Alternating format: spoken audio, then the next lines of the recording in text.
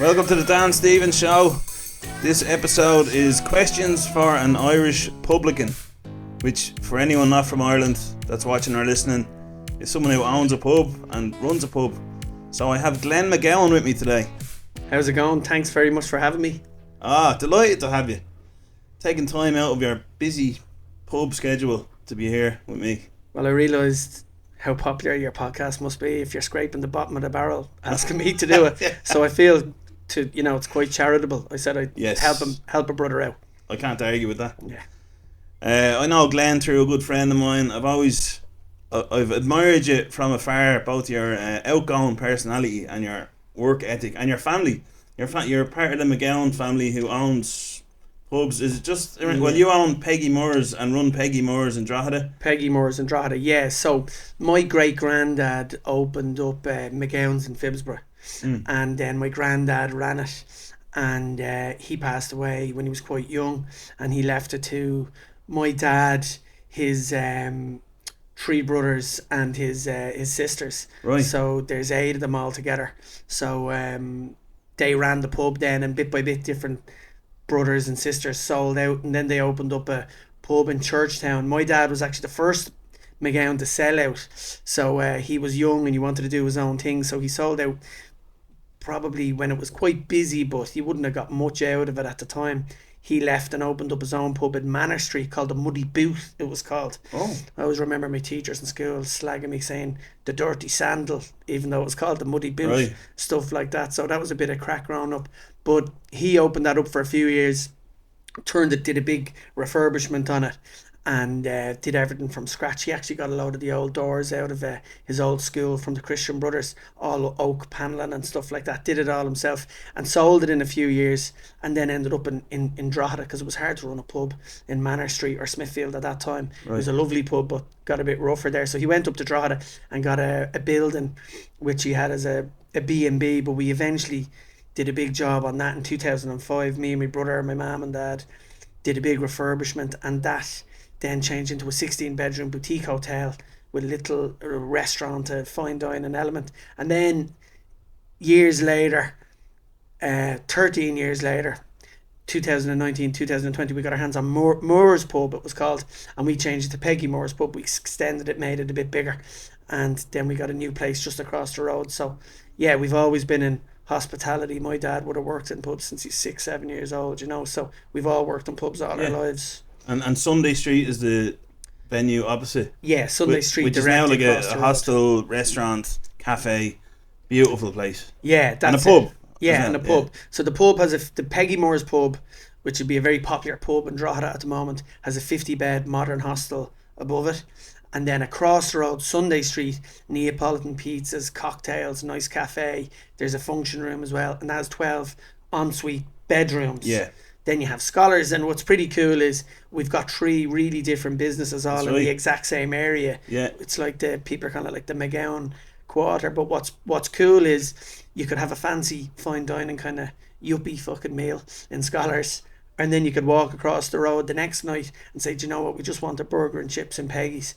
Or you could go for the fancy. So there are 3 different business models. Yeah. And they're all a stone's throw from each other. So that was the idea, not to compete with yourself. 3 completely different business models, but all in the exact same corner in Drogheda. Yeah. Sunday's Gate. Really works. I've been up there where I'm starting to work with you a bit on the comedy side of things. We ran a kind of a trial show there a couple of months back, and there's going to be a few more on. September 10th and 11th, couple of shows. I'll be doing a show in Sunday Street on the 2nd of October as well, and we'll see how they go and we'll go from there. But brilliant. Yeah, well, there was a great response the last time. It was great crack. So we built that stage across from Peggy's in the warehouse exactly for those gigs, to do comedy gigs. We had an open mic night the other day too, which is mainly music, but a couple of lads got up and said a few jokes as well. So like Drogheda was always very well known for these open mic nights and live music. When I got there first, I was only 18, and all the chefs were mad into their music, and they all played like an instrument. And then McPhail was an old pub. There was always gigs and nights on, and if you were a chef or a carpenter, you played bass or something as well, and there'd be comedy nights and people getting up and Shanakees and all this kind of stuff. The Shanakey, the Mary Wallopers were up with us in the in the Flack Yall. That's how we got our hands on Peggy Moore's pub, actually. And I got that kind of memory of Drogheda when I visited first. People getting up on a stage, and the art of that's nearly getting lost in Ireland. Whereas Drogheda still has a really strong roots in music, and people getting up on a stage. Yeah, and you're continuing that on. Yeah, the Merry Wallopers have exploded now, haven't they? Absolutely, they've become a cult phenomenon. They're amazing. Yeah. Do you know what? Very unique. My dad, before we had Peggy Moore's, the Flack Yall actually helped. Flack Yall, I never heard of it before. That helped us get our hands on Peggy Moore's, right? Yeah. And basically, about 1 million people come to Drogheda in about 9 days, Yeah. And I never heard of this. People from Japan playing flutes and tin whistles, and people all over the world. And people on the east coast of Ireland didn't hear about it as much, but it was always on the west coast. Right. Basically, it's an unbelievable. Basically, people drinking Guinness all week long. Pubs make loads of money, shops make loads of money, and we did this flat village in Scholars Townhouse Hotel car park. And my dad says, I've got fellas that'll play the music, and I was like, what the fuck is he doing here, Yeah. So we meet these two lads, and we meet them in Scholars sitting outside having a cup of tea or coffee. Who is it? It's the Merry Wallopers, but they weren't famous at the time. And straight after the meeting, I said, I don't know about these lads. They seem a bit unhinged. I think they're off the fucking wall. My bollocks, they'll fucking run 7 stages. I said, these are loopers. And your man's like, listen, I tell you, we'll run the music for you in every stage you want. They'll have 9 lads sleeping here, rotation on the clock. The place will be absolutely buzzing high. And I was like, they kind of look like 2 lads out of an old-fashioned, like Lord of the Rings or something like that. Yeah. They kind of like pointy ears, and they're like a little cartoon drawn. But you know what? My dad met their brother in a pub, and that's how we got them up talking to us. And not only did they do an amazing job, they ran a stage in the car park, had musicians sleeping in caravans in the school next door. Yeah. The following year, you get the flat twice in a row. We made enough money out of that. We were able to get a deposit for the pub across the road. We wouldn't have been able to get it if the Flack Yall didn't come to Drogheda. Oh. And when we got our hands on that, the Merry Wallopers ran the music again, but upstairs wasn't the hostel yet. It was a building site. Now, Right. proper, like the one outside Europe. Yeah, you can probably hear it there in the background, guys. I told them to shut up for an hour. There's demolition going on there. So hopefully, I'm going to have to go out and tell them off now in a sec. That's your man who was... It's actually gotten louder. I told him to be quiet. And the builder who was using his breakfast roll as a cock when you were walking by. I don't know if they like you. I think you were saying like they're your mates. I think they're kind of... They are. Yeah, that's are how they we your do mates? it. They're That's your how we mates, slag are they? each other. Yeah. So I anyway... get a battered sausage then. I'm like... "Woo." The Merry Wallopers, anyway, they had about 30 or 40 musicians sleeping upstairs above the pub. Right. And now I mean sleeping in a building site. And everyone was locked every night. I was, after work, you were so wrecked, 12, 13, 14 hour shifts. But you know what? This quality of the music after work, they're still, Lankum. Have you heard of Lankum? No. Lankum are an amazing Irish band. They've been signed by producers in America. They were like, we had no electricity downstairs at the time. We had a 5-piece red candelabra. Lankum are there singing off the cuff. The Merry Wallopers are singing. They've banjos. Trad sessions till 3, 4, 5 in the morning. It was so good, even if you were wrecked after a few points. Like nearly 9 days at this. Yeah. I've probably never drank so much in my life. But the quality of the music was so good from the Merry Wallopers and the lads. You wanted to stay there. Right. Like for the whole, it was that good. Just live there. Yeah. But well, that's it. That's Drogheda, and that's So kind that of really the helped for scene. you to set up the second business then across the road. 100%, yeah. Right. I suppose a thank you is in order for the Merry Wallopers Absolutely, 100%. for what they've helped you to build. Yeah, definitely. They had a big part in the original building of it, I suppose, didn't they? What do you think would have happened if they didn't do that? Would it just have taken look, longer? Or The Flack Yall still came to Drogheda, and we Right. still would have been busy, but they were definitely a great part of the story in making the actual festival itself better for us. Yeah. But my dad came up with the idea of the flat village, so he turned the whole car park into a village. As Yeah. in they're selling ice cream and candy and all this. So we because we had the car park and we're in the centre of town, we were very lucky to take advantage of it. And the Merry Wallopers were just the icing on the cake, so it Yeah. made it a great venue. Ah, So they were right. part of the start of Peggy Moore's pub. Yeah, fair play to them. That's a cool story, man. Yeah, well, I'm gonna hit you with some questions now, Glenn. Just that I think that the Irish public and maybe further, I know there's some US listeners and people in the UK and probably Irish people there, but that they might be interested in knowing as an insight into what it's like to be a publican in Ireland, someone that owns pubs. I will say just before that, will you please follow if you're watching or listening on Spotify? It really helps, and you'll get updated for the next episodes. There's 2 episodes a week, a solo and a guest episode. So if you could follow there and rate 5 stars, that'd be great. There's a link in the episode description for buy me a coffee link to donate if you want to. You bought Glenn a coffee there today, so Thanks, guys. so thank you for that. So these questions are going to culminate in Glenn explaining the breakdown of the price of a pint for us. So we're going to kind of finish on that. We want to give the publicans a voice to explain themselves. Okay, right, okay. So well, I don't mean that. It sounds like I'm a teacher there or something, but you know what I mean. So the price of a pint. But anyway, we'll get to that. Oh right, we're not doing that yet. No, I'll get through a few different questions. Right, because I was ready to Yeah, go there. I know, he's dying I to. was like, He's dying bring to, it on. He's dying to defend Bring it on. the pubs. Yeah. Bring it on. Bring it on. Yeah, and now the price does fluctuate, and we're going to talk about that as well. Of why you think it might be so expensive in the extreme circumstances of like Temple Bar. But Okay. anyway, we'll fly through. Yeah, we'll fly through a few questions first that I've kind of thought up. First of all, most dangerous customer you've ever had to deal with, as in, have you ever had to fight a customer, or do you have any stories about that? I've been quite lucky. We've always got a couple of doormen on in Peggy's, and that's actually why it's very popular. They're coming in from the countryside. The mums and dads are dropping them in. They know it's a safe place. You're not in the centre of town, which could be a bit rougher. So I've been quite lucky. Had to throw 1 or 2 people out, but actually, funny enough, in Scholars in the boutique hotel, the kind of fancy place, myself and a fella called Gary McGowan had to take a fella out, and he was small enough now, but he was a wiry fella. But he started getting very political and giving it loads about Fianna Fáil and all this, and we asked him to keep quiet a few times. And you never take someone out of a fine dining restaurant or something like, it's a bit odd. Yeah. But it got to the point where your man's from RD, and I was young enough, and he's like, we're going to have to get rid of him. I was like, for fuck's sake, So the last thing I wanted to do is start swinging hooks in a fancy restaurant. Anyway, we just literally went over. He said, you grab his left armpit, I'll grab his right armpit. And we got him out. And so was he drunk in the... He was drunk. He was getting obnoxious. In the fine dining. In the bar. So this is the Scholars Hotel. Scholars Hotel. In the bar after. Right, and what time of... is this weekend? Is this 8 o'clock. The bar is full. He's finished the meal. On a Friday or Saturday night? It's like a Friday night. Yeah, or right, something. okay. Very embarrassing. Ladies there with their pearl necklaces and under. Oh, yes. Getting their seat for them. And all of a sudden... The cream of Drogheda. The creme de la creme. And then all of a sudden we have to get a fella and reef him out of the place.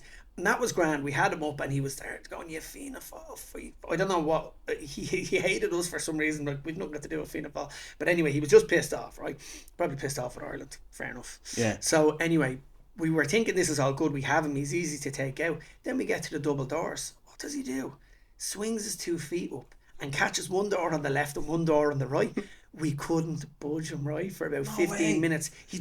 He could get his legs up, he was kind of stopping us from getting through the door. So the soles of his feet are against the frame of the door. And he's pushing outwards. Yeah, and his actual... Like he's climbing through a cave or something. His pants ripped as well. And it was just a disaster. There was people waiting to come in, people leaving. And we eventually got him. I'll tell you, when we did get him out, flung him out the place anyway. Yeah. But my dad had a better one in McGowan's in Phibsborough.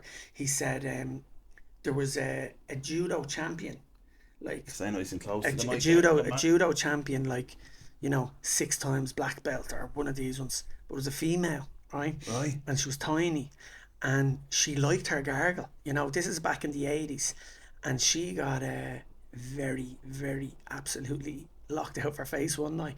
And are we talking peak like Friday, Saturday night in McGowan's here? Peak back in the day, back in the 80s, day. Place jammed, So someone went over to talk to her to get her out. She threw him over a table. Then another doorman went over. Big fella went over to get her. She rolled him over the table. This is like Chris, or what's his name, Chuck Norris or Van Damme or something like this. So these Chick Norris. Chick Norris. Yeah. You know what? I think that was her actual name. So she was flinging them, and eventually they just had to talk her down. But basically, none of them could do anything. She just was using their body weight and flinging them over the bar. It was like something out of a, Roadhouse or something like that. But yeah, other than that, you meet all sorts. Like you fellas, you refuse them or something, trying to get in and stay in the hostel. So they punch the camera screen on the way out and just wreck the place. They're just you deal with a lot of shite, you know. That's like ending with drinking. You're on the receiving end of the alcohol you give out, or that maybe somewhere they drank somewhere else and brought it into your place. Then that's it. I mean, it must be a tough situation if you say, for example, I know this doesn't happen much anymore, but on a Super Sunday, that's what we used to call it in Blanchardstown, we'd all go to the Greyhound pub where the football would be on, and you drink your fill for the day, and you'd be getting on well with the barmen or the bar women all day, all the bar staff.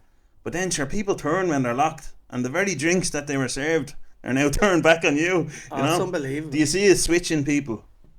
100%. Yeah. I worked in Australia and New Zealand for a few years, and it's very different over there. You have to get a license and you have to learn more about responsible service of alcohol. The publicans will give out to me, but it probably would be a good thing to bring into Ireland. But we'd actually have been over in Australia. You'd be like, oh, sorry, mate, and you just give them a water. And Irish people would be just fresh off the boat. Like, no, I want like a double vodka Red Bull, or I want a pint of Guinness. Like, and I'm like working in PJ O'Brien's in Melbourne. And I'm like, after a while, I got into the culture and I was like, oh, mate, you've had a bit too much, you know what I mean? And they're like, one fella, there was a boxing They call it cutting you off, don't they? Cutting you off, yeah. You get cut off in Australia. But you have to try and talk them down, have a little chat. 9 times out of 10, they're sounding like, you know what? Wouldn't mind a pint of water. Thanks for letting me know. Yeah. No, I'm actually on a date, or, I'm meeting someone or something like this. But then there was So that's how they'd usually react? They'd say, like, it's a lot of the time they would. A lot of the time. Yeah. Sometimes it's all how you say it, It's like, I suppose when you're working in the bar, you become very good at, like, is this fella ahead the ball, or is he all right? And you have to kind of suss it out. And you might be on and there's no door. And Cairns, I worked in Cairns a lot in North Australia.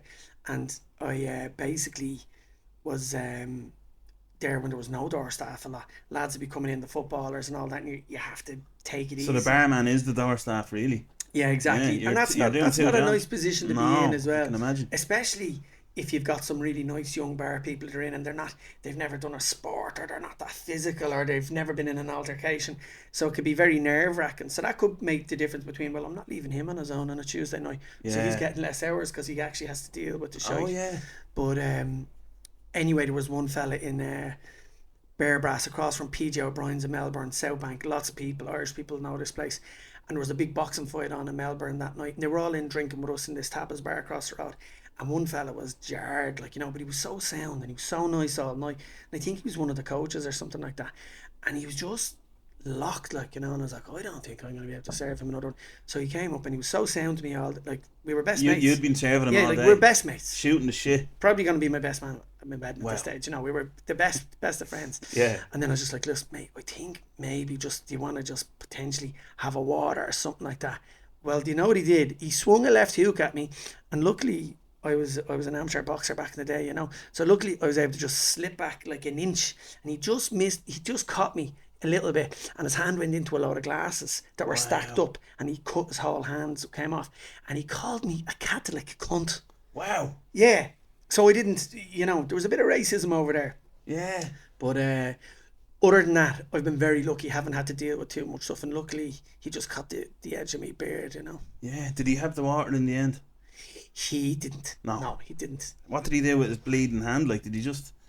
All of a sudden the police were called. He was out, his mates were dragging him away. Right. Yeah. Was he an Irish fella? No, he wasn't. He was an Aussie? He was an Aussie. Right. A bit of a British Aussie, if that makes sense. There's different types of Aussies, isn't there? Yeah. I remember he was racist as well. They do be racist against the Irish racist, sometimes over there. Yeah. Especially on the building sites. One fella called me Paddy one day on a building site. How did you get your name wrong? Well, exactly. My name's Daniel. I didn't say anything, but he's a big cunt, I was too scared of him. But some of them are tough. Yeah. Anyway, here's one for you. So, sorry, how many years have you been working in the bar trade? I should have asked that earlier, but I just turned 40 last week, actually.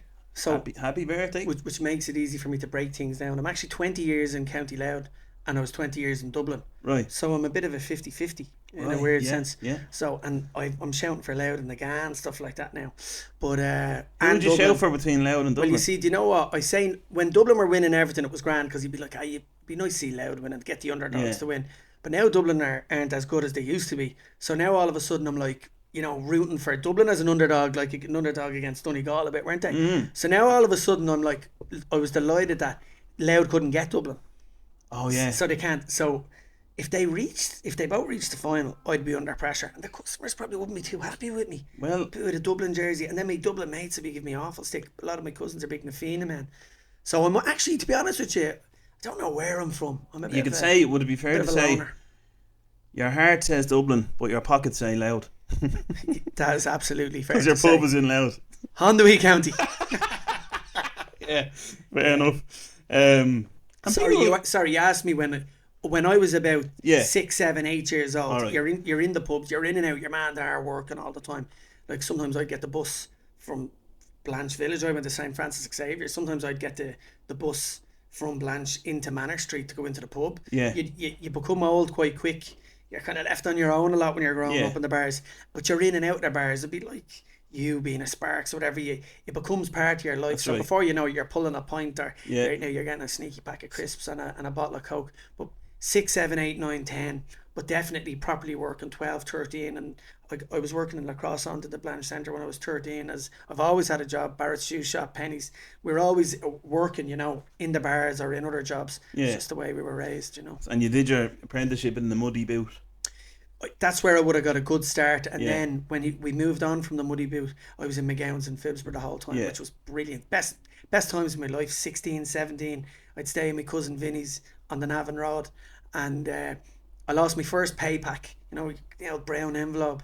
Left it on the bus. That wasn't too nice. I know. That's a stinger. And they hadn't paid me for a few weeks, so I got Yeah. my first wage. But you'd be allowed to stay back with the staff, have a couple of pints. That was back in the day, and they'd all have sandwiches made for the staff from the kitchen.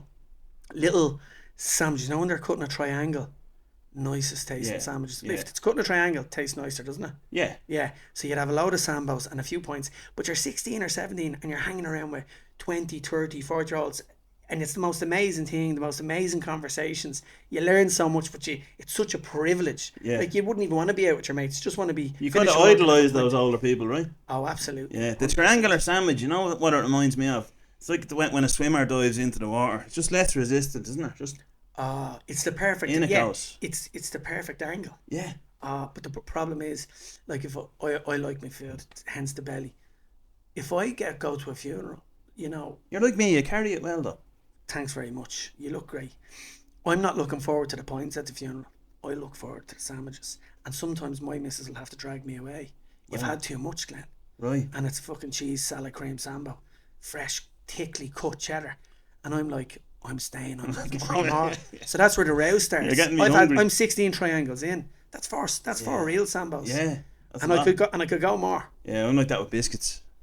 Just there's somewhere they just go down a different way.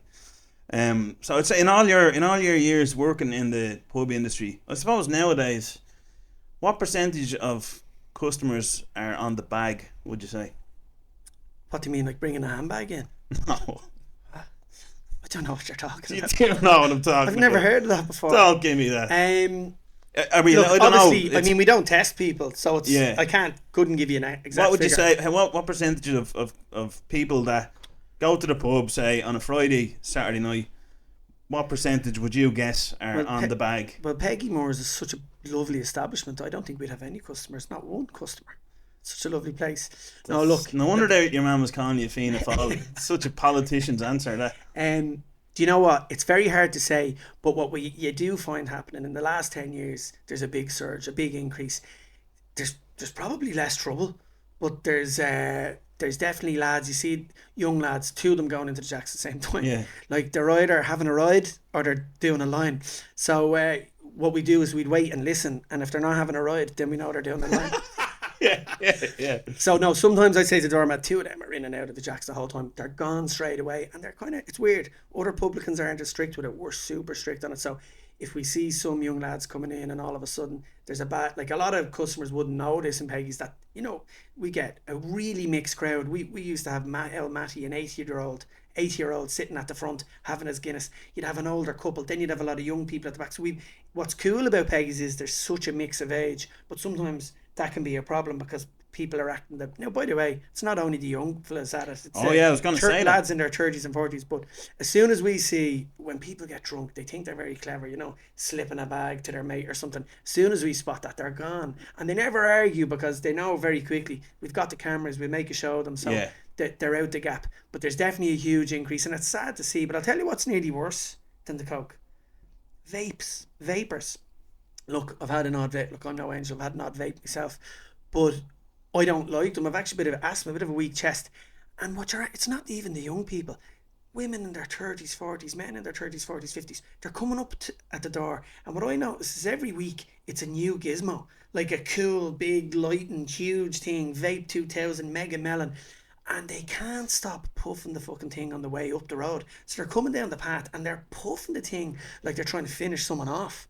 Right. And it's like unbelievable. And I'm like saying, Jesus. But then they'll go in and vape inside anyway, once they get a few jars on them. So all of a sudden, when the vapes came in, we went through the whole smoking thing, the smoking ban. We started drinking when the smoking ban was just out there. And then you could smell farts, which was a negative. But at least people weren't smoking. And now all of a sudden I'm going, after all the effort the government put in and everything to stop the smoking, and then you're going in, there's a big cloud of vape everywhere, and they're allowed to do it. So I turn around and said, if you fucking vape again, you're out of here. And they're looking at me with two heads because they get to vape in other places.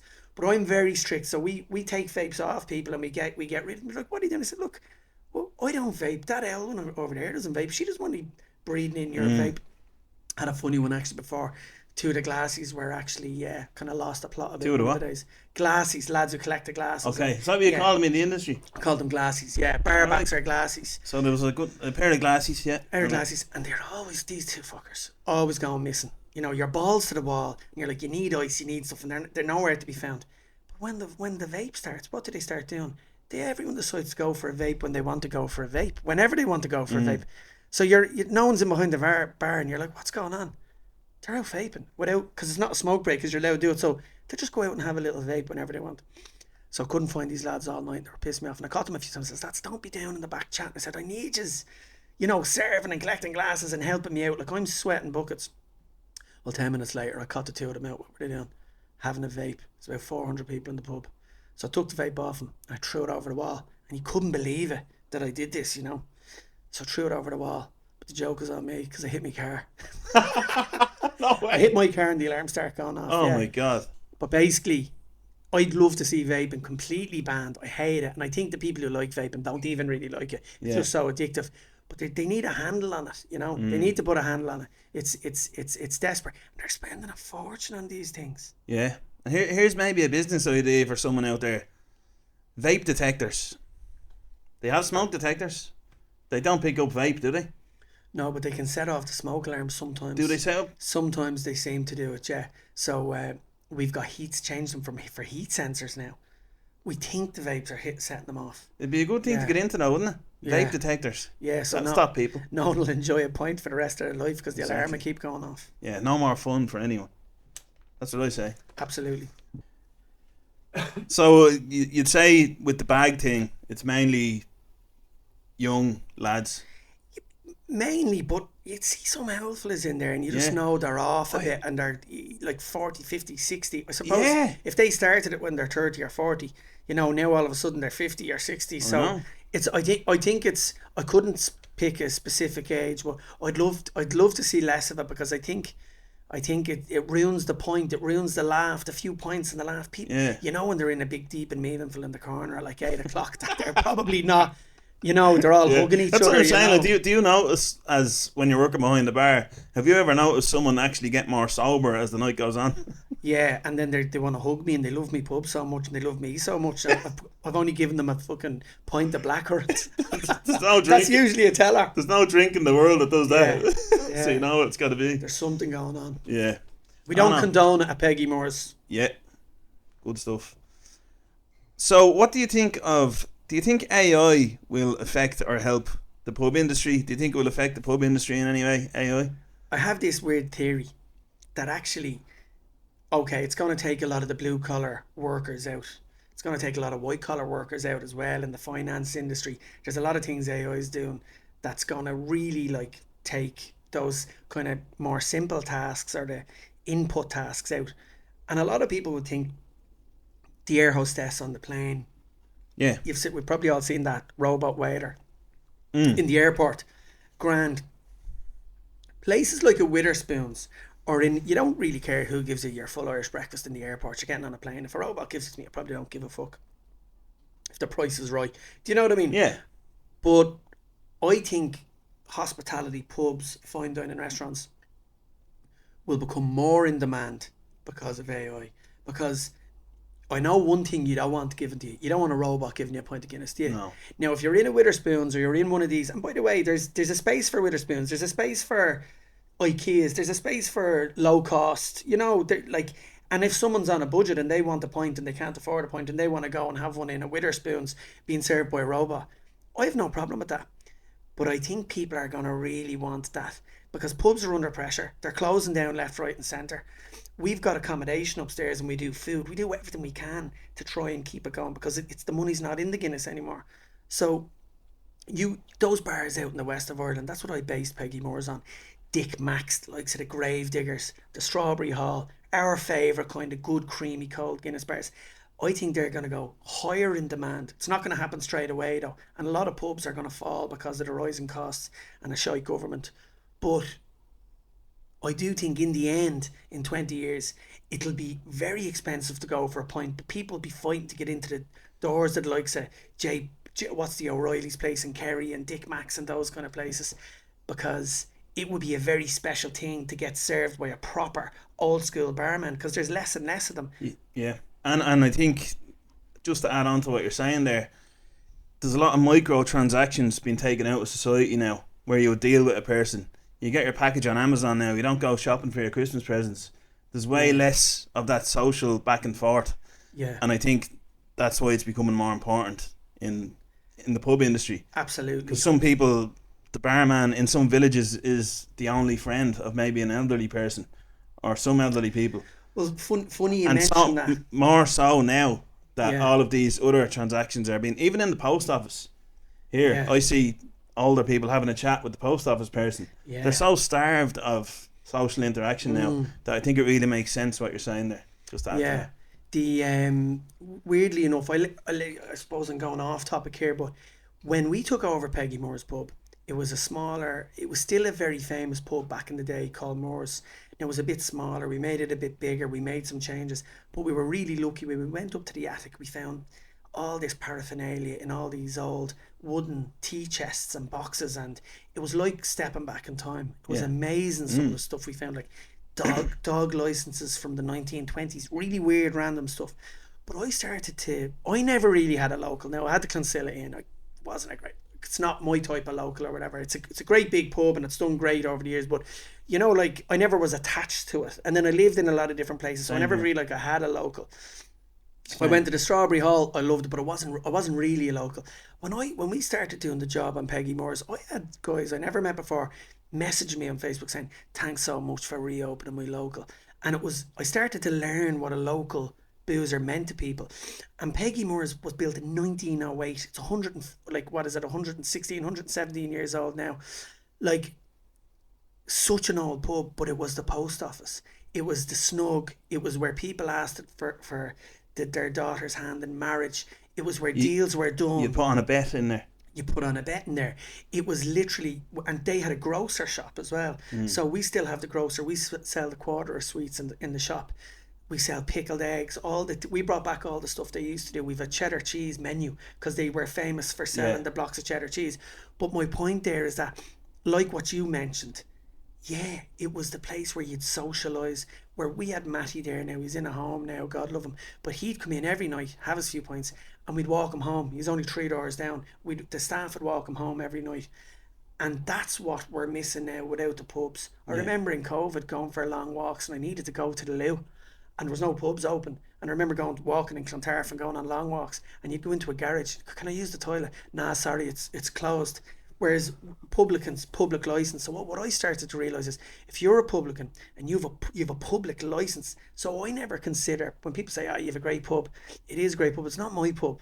I consider that to be, it's a community pub. Yeah. It's a pub of the people. It's a neighbourhood pub. And I started to realise that more and more, when it's like, can some fellas come in? Can I use the jacks? Yeah, of course you can use the jacks. Where, it's that's what I'd like to see coming back with pubs. That real local sense of community. I think the sense of community and people's sense of belonging to a community is being torn apart little by little by the convenience of technology. We turn to technology now for interactions that we would have had in the past with each other, and it's sad really, but it's great to see that you're trying to bring that back, and that it seems to be happening. Yeah. We do need it, absolutely. it's very important. There's two women across the road, and when we were opening up first, they were out sunning themselves in their front garden. Like, we're in a densely populated area in a very old school part of Drogheda. It's cool. It's like that's why I say, when I'm saying the pub's great, people are probably thinking this fella's up his own hole. They probably think you're trying to sell it or something, or trying to market it. I fell in love with the pub. That's why we got our hands on it. One of the bars we barely touched was just like straight out of west of Ireland, red tiles, glossy paint on the roof. Like, I love pubs. I grew up in them, and I love everything about an old school pub. But the women would be out sunning themselves. We dropped them over a couple of burgers for the crack, and we getting in with the locals and chatting to their neighbours. But I then was promoting loose leaf tea, because they might want to come in for a pint, but I said, you can always come in for a cup of tea and a natter. Yeah. And I probably wouldn't even charge them for the cup of tea, So we have a barista style coffee machine there as well, and we have the tea, and I'm trying to bring that back. It's like, you don't have, if people are drinking less, fuck it, come in and have a Guinness Zero. Come in and have a cup of tea. Come in and have a chat in a midweek night. Come in and sit at the bar and enjoy. The biggest thing I have with the staff is, I want them to engage with the customer. I want to bring that engagement back. And kids, they're on their vapes and their phones so much these days with the head down, that it's the hardest part of my job, is getting these young lads coming in and saying, lads, put your fucking phone away. Get rid of the vape. Have a bit of crack. Dan's at the bar, sitting there. He's on his own. What did he do today? Have the crack, have the banter. And you know what? We're really lucky. We've great staff in Peggy's, and they come in and they know everyone. They know more of the names than I do at this stage. They go in, they know everyone, and it's beautiful to see, and it gives me great pride. And look, even if we don't make that much money, and it's with the government and the things are going with the price of the pint, that's why I enjoy the job. That sense of purpose, that sense of community, and it's still there. And I'd hate to see that go away. I can tell by you that you're passionate about it. It's great to see, and you're doing a great thing there. Few quick questions now, and then we'll get into the breakdown of the price of a pint, which is all about the brass tacks, as they say. What do you think of the 12 pubs crowds at Christmas time? Okay, so funny you mention it. This year, I wasn't on one of the nights, and there was the 12 pubs refused a crowd. Sorry, for anyone who doesn't know what that is, the 12 pubs at Christmas is a tradition that started in Ireland maybe 20 years ago or something. Probably. Where just gangs of friends just dress up in Christmas jumpers and try to drink a pint in 12 pubs in a row.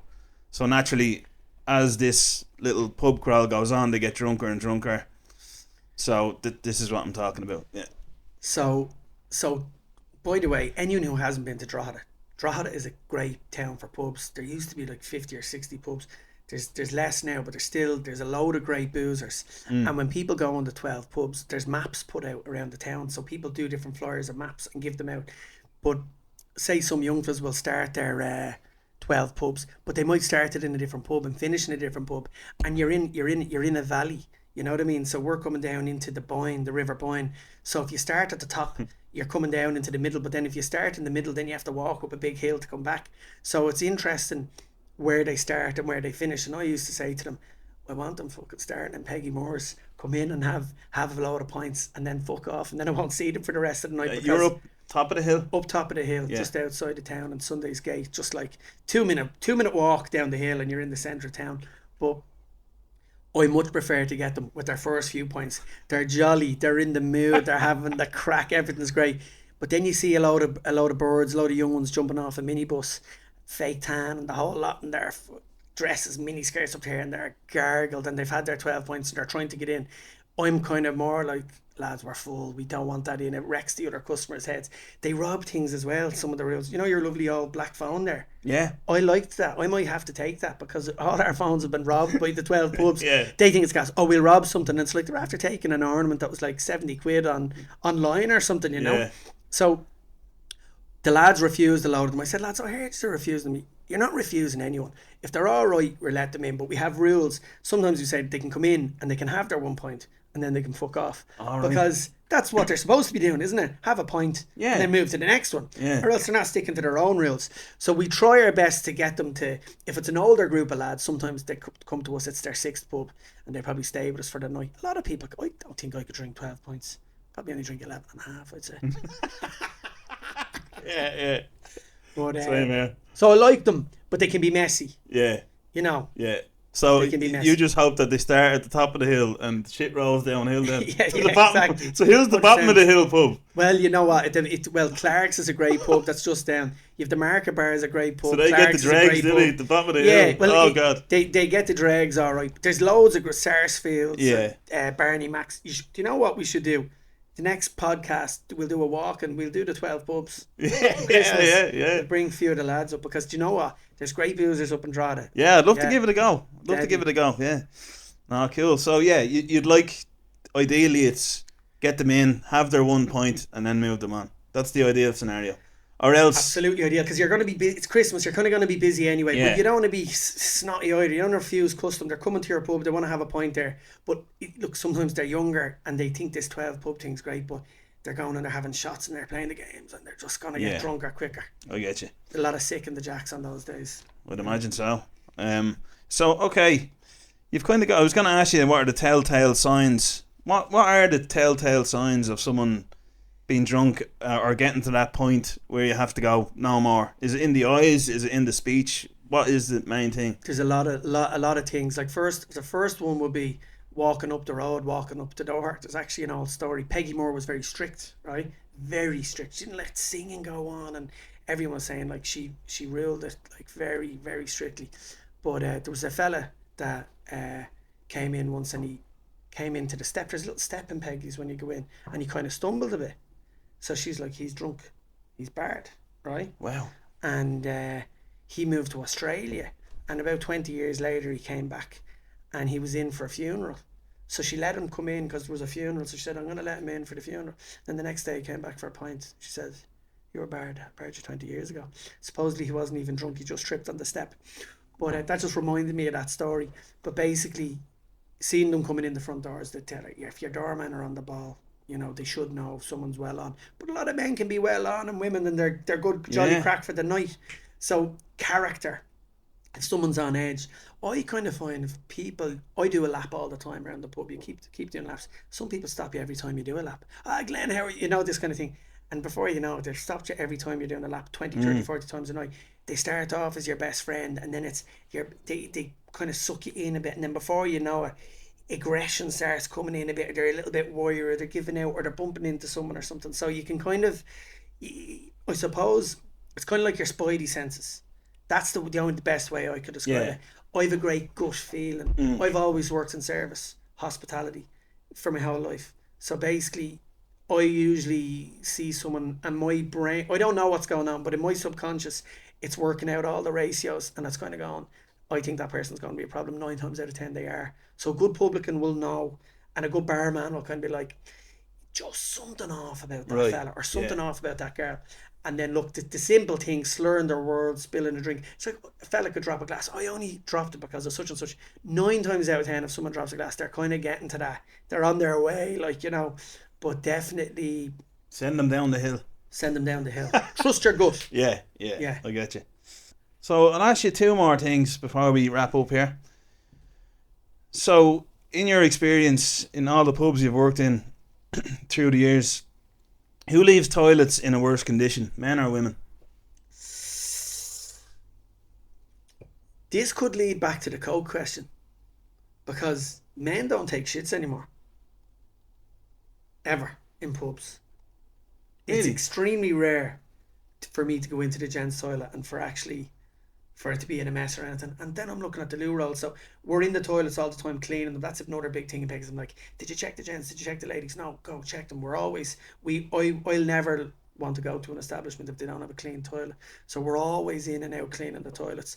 And 9 times out of 10, I'd pop by the ladies. I can kind of see if there's anyone in it or not, because there's kind of that kind of frosted glass. So if there's no one there, I'll go in and I start cleaning it up. I clean toilets every day, no problem doing it. The ladies' toilets to be in bits. Sorry, girls. I'm going to be in trouble now for saying this. God. In bits. And you know what? A lot of the time it's fake tan. It's vapes on the ground. Sometimes I go in and there's just toilet rolls everywhere all over the ground. And then girls are going in together a lot of the time. So I feel bad for women, because I go into the gents and they be like, now in fairness, gents have a urinal. Gents can use urinal. Girls have to sit down. Well, unless they're really skilled. I don't know. So they have to sit down. So, or they have a shiwi. Yeah, We heard of them. one of the funnels. Funnels, yeah. A funnel. I don't know how I heard about them. There's been incidents before. I probably wouldn't say it on camera, but there's been times that the girls come to say, Glenn, did you know what matter finding in the jacks? And I'd say, what? Now, this isn't often, because our customers in Peggy's, in fairness, we have a really nice crowd 99.9% of the time. But look, you get these nice Christmas parties, like something left on the ground. Just something left on the ground. A big lump of something. You know what I mean? I'm not going to say what it is, but I think we're talking about toilets, number ones, number twos. I think you can guess what that is. Some shite on the ground. Big shite in the ladies' toilets. Just, I've seen that before. My God. Ever seen that in the men's? No. Wow. No. Now, by the way, we leave it at that. Once in a blue moon. Right. In a pint of blue moon? You mean? Yes. A shite in a pint of blue moon. Oh my God. That's blue horrific. Shite. Who puts fruit in a fucking pint? Oh, that's a whole other episode. Bit of orange in a blue moon, no? Look, I just think, come on. Do you serve it in the pub? No, we don't. No. We try to stick to the stout. It's a Guinness drinking pub. Okay, fair enough. All right. Finally, I'd like to talk about the price of a pint and how do you break down the price of a pint. People talk about the price of Guinness going up. Generally, the point of pints in Ireland going up a lot over the years, and I just like to find out, where does the price come from for, like, what do you charge and how do you break that down? Okay, so we're at $6.20 for a pint of Guinness. Pretty reasonable in today's society. It would be on the higher side of things, I'd say, in Drogheda, but I suppose we would have good reason for that as far as we're concerned. We pay for live music, we pay for 2 doormen. That's why we've got a very nice clientele, So with the bouncers, you're keeping the place so that the place is safe. Yeah, so all of these costs add up. So it has to, like, we can't just pay for it and let it cut into your profits. It has to go on. It's like if you fly with Ryanair or if you fly with Emirates first class. So where does the cost come from? The cost usually comes from the labour, the size of the plane, the space, everything. So everything comes into the price of a pint. So, but we're not even that expensive. Now, it's obviously the publican sets the price of a pint, but we don't really control the price of the pint, because what I was told when I was very young was, if Guinnesses or Heineken go up, if the breweries go up, you go up with them. If they go up and they say it's going to be an extra 20 cents, you go up to 20 cents. If you're a lot of uneducated, silly barmen or publicans don't go up for years, and then they get stuck in this rut that they're locals are like, it's always this price, and then they try to go up and then they've this big Barney on their hands. You have to go up when they go up, or else think about it. Do you know what it'd be like? A fella's a labourer, and all of a sudden, every week, every time they go up, he gets a 50 quid taken out of his wages. So before you know it, he's down to nothing. So, and there's very little margins on the price, so you have to go up with them. But there's definitely extortionate points, the likes of Temple Bar, but the likes of Guinness, they're making huge profits, massive profits. Heineken, they're making massive profits, and they would be advised to go up with certain prices, power, energy, what's going on in the macro economy and the micro economy. Like, they're on a bigger scale, they're all over Europe, all over the world, so they have to protect their business as well, and they've huge marketing costs, but they're making a lot of money, and the price really does start with them. And then the government have not helped whatsoever in my industry. Minimum wage is through the absolute roof. Like, it's crazy.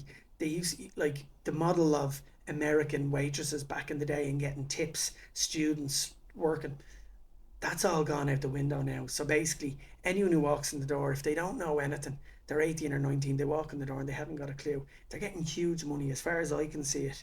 And we want to pay good money, want to pay as much as possible. But when the money's not there and the profit's not there and the profit's not in the points, it's so hard. So what you're seeing going on, and forget about even pubs at the moment, the small to medium sized business has been killed in this country. It's an absolute fucking disgrace. We're sleepwalking into a society where the government are handing it over to the bigger companies, Nando's, Amazon, these pizza places that are big, huge, massive UK chains. You can see it with the outlets and the coffee shops and all the same shops that are there in those outlets. Just the butcher, the baker, the candlestick maker, the publican, they're getting pushed to the side. Yeah. So I'll give you a little example of this. Every time they put up the wage up, we can't handle it. It's crazy. We can't put the price of the pint up that much. And there's not even that much gross profit in pints. You've more gross profit in vodka and food. There's Cocktails. not great cocktails, yeah. And you need to be really busy pub or a restaurant to make food. You want to be packed the whole time to be making money. The VAT, the excise duty, the wages, it's extortionate. Now, you have a think about this, right? See the likes of Zara. Great shop, everyone loves nice clothes going in there. They're so big. How many people have they got in the till? Maybe one person in the whole of the Blanchardstown Shopping Centre on the till. And then they have all these computerised tills that you can drop things into a basket.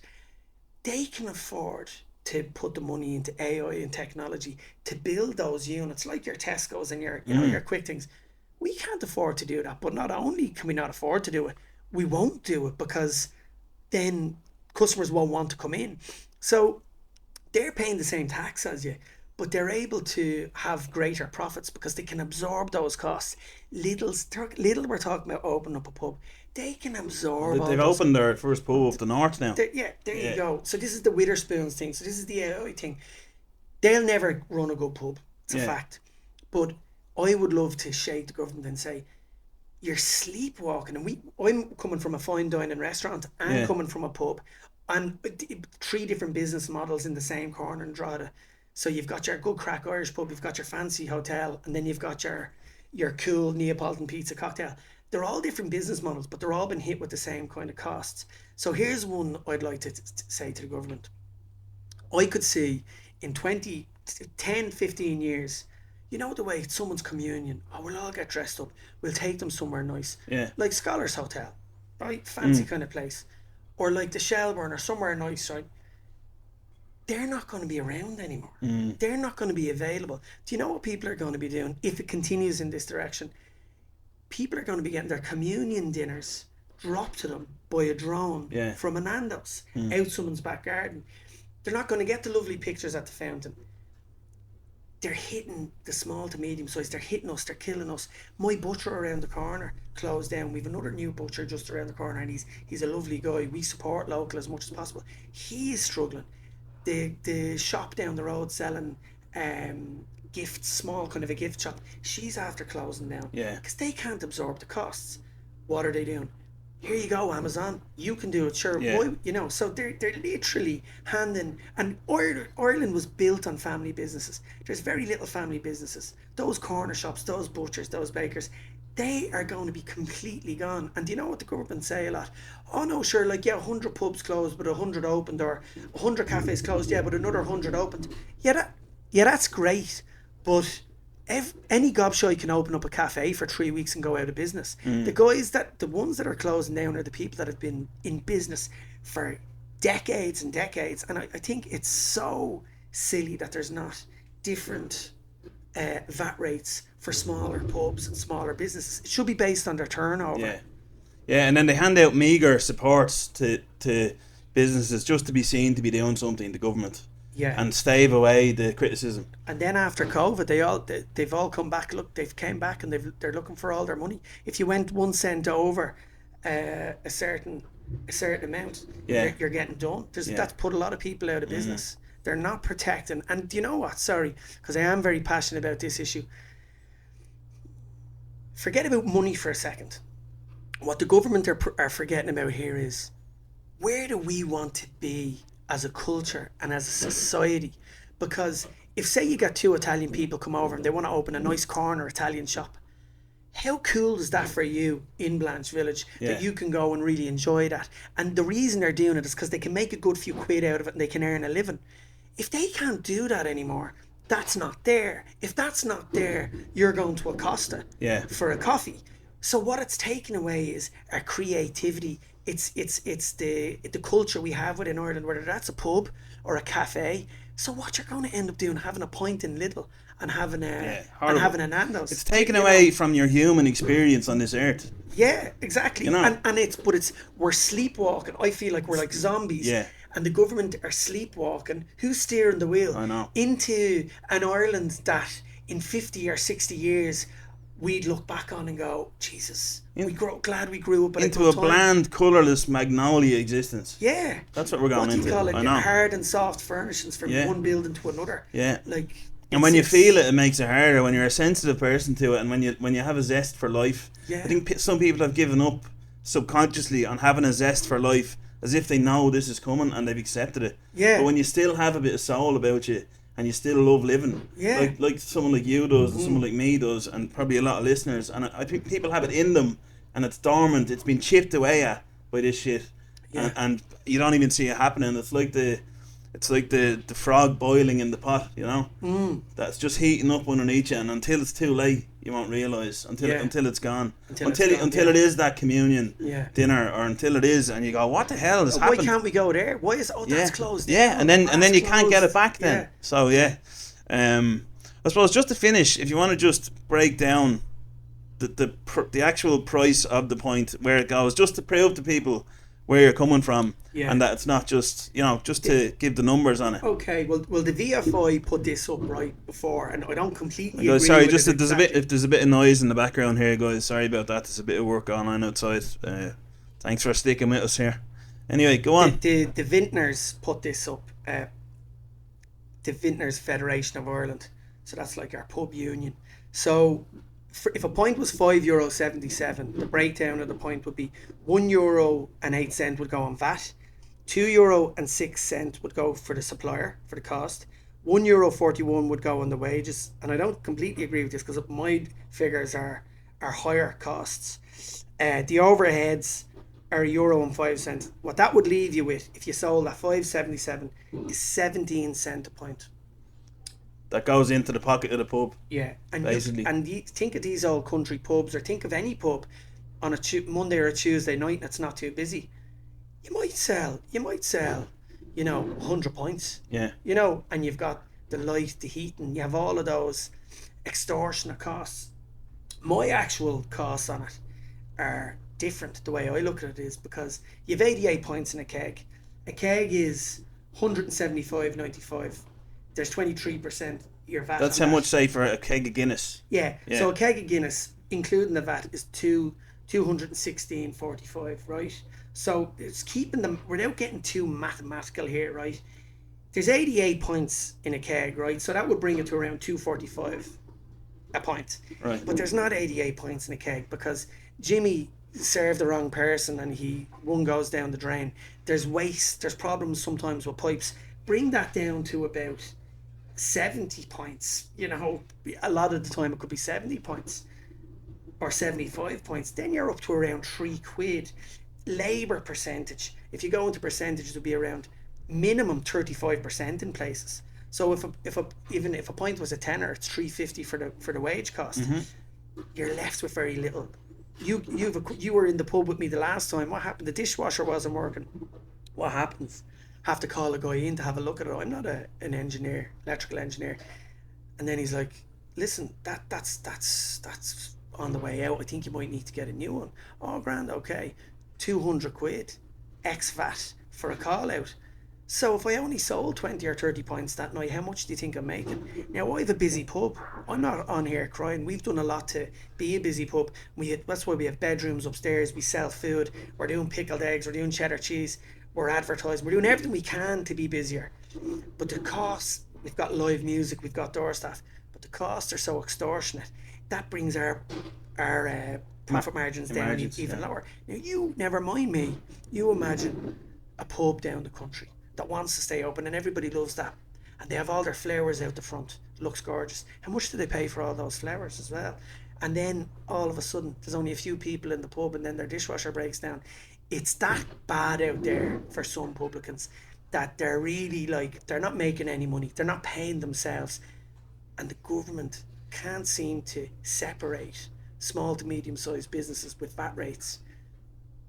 And they're, like I said before, just giving it to the likes of Nando's and the big companies. They're just making it so easy. So what you're going to see is closures, and more closures. It's a damn shame, and I hope something changes at some point. And I really think support your local. Never a better thing said. Go out there and support them, because publicans aren't cleaning up at all. I know publicans all over it. They're not. They're just paying their mortgage if they're lucky. If they're lucky, and if they don't have a mortgage, some of them are still closing. And here's another cost. Here's another cost they didn't mention: the Sky and the channels. Oh, like the sports. Oh, Jesus, people want to watch a match. No, there you go. That's like hundreds. That's like £1,500 a month for us. Yeah, like, you know? And that's the show for people to watch a match. And you're in a. And I haven't even thrown that in on our overheads. Are so high, and you're trying to nearly stay in the long game and eventually pay your mortgage off, so that, you know, one day then you've a building, you've a fixed asset. So you might finish with a building and then sell the building, or I don't know. But it's there's certainly and it's not just for the publicans. It's the hairdressers, it's the butcher, it's everyone. We're all in the small to medium sized business together. And you know, my brother was heavily involved in the Restaurants Association of Ireland. He was the president of it before, and we marched. And it took a long time to get, and publicans went too, and restaurateurs. It took a long time to get everyone together to march, and they're bringing the VAT down in July to, it's 13.5%. They're bringing it down to 9% for food and accommodation. They're not touching the drink. Right. And they probably won't. But I'll tell you what. It's not good enough, and it's not enough. And I've seen lads and friends I have that have cafes and pubs. They're out of business now. They're going on the dole. So we employ 97 people in our three businesses, and all we do is get letters in, whether it's from the council or whoever it's from. It's, you know, it's like you're being beaten with a stick. And I'm kind of going, we've 97 employees. Like, say they're all out of the job tomorrow.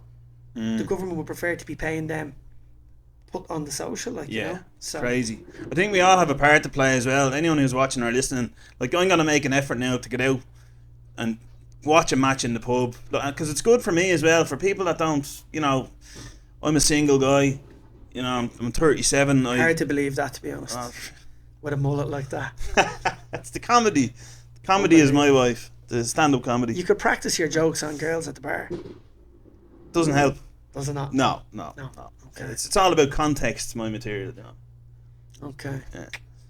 Anyway, I think we all have a part to play as well in just in some way kind of resisting the simple online thing. Maybe go out go out to the butchers instead of going to the supermarket, to the big supermarket. 100%. Go out, you know, I think barbers are doing all right. You can't really get your hair. There's no like super barber taking over yet. But they're being stung with still under pressure. They're still under pressure. They need that. Yeah. Go out and spend local, and try your best to help that kind of small businesses, you know. Yeah. Go out and watch the World Cup when the Premiership starts back up. Go out and watch a match on a Sunday. Have a few points. Have a zero. Have a cup of tea. Yeah, exactly. You know, if you really don't want to have a pint, but I do feel like people need to be able to go out to the pub and socialise without having a drink as well if they don't want to. Sure, what's wrong with going out? Go to a cafe, go to a pub, watch a match. They will say that they can't afford it and stuff, but I would just say pick one thing that you get online regularly and replace it with something local, maybe. I'll tell you what, they can afford vapes. Yeah, exactly. Cut the vapes out. Buy more points. Yeah. All right. Glenn McGowan. I want to shout out your brother as well, Mark, who you run the pub with. Yeah. He's a great guy. Yeah. I met him last time I was up there. Okay, yeah. You guys are kind of brothers and business partners. Absolutely, yeah. I suppose we didn't really speak about that. And my Martin McGowan, my dad, my mum, Patricia McGowan, Mark McGowan, the four of us really, even Mark's kids, Charlie and Amelia, are in now working in the pub. Cheap labour, you know what I mean?